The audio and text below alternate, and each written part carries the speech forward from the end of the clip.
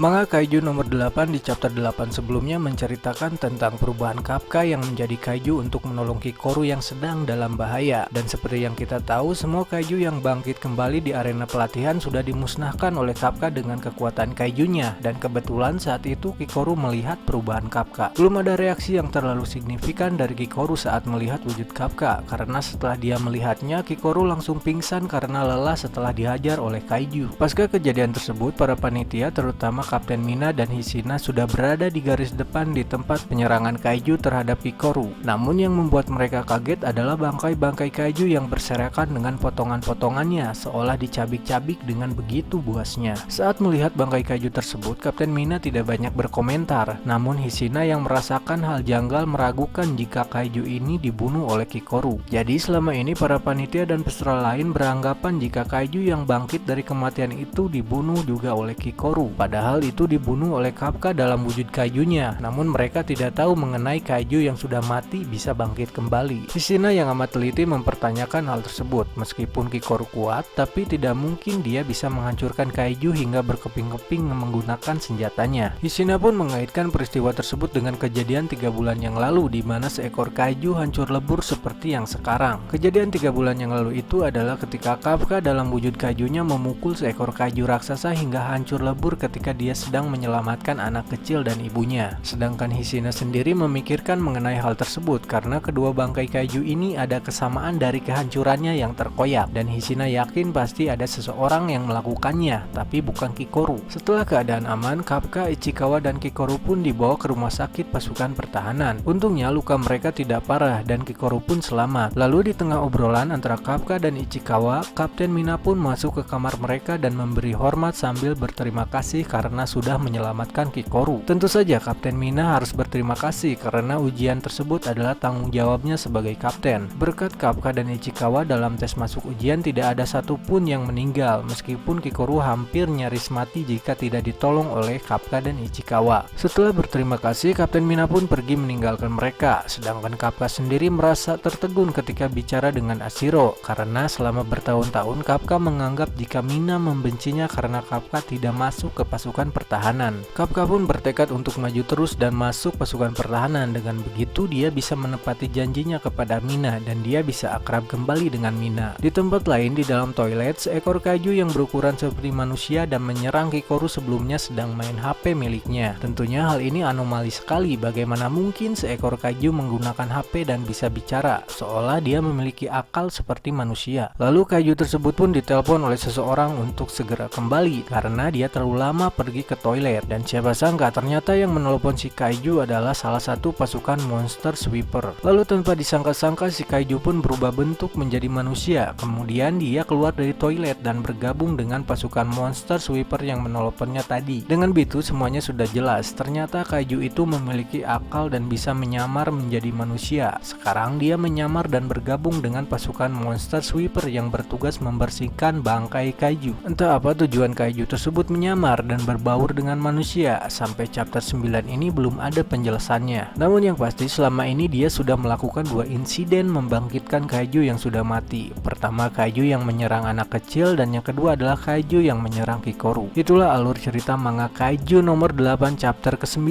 Nantikan chapter 10 di video selanjutnya. Terima kasih dan salam Yos.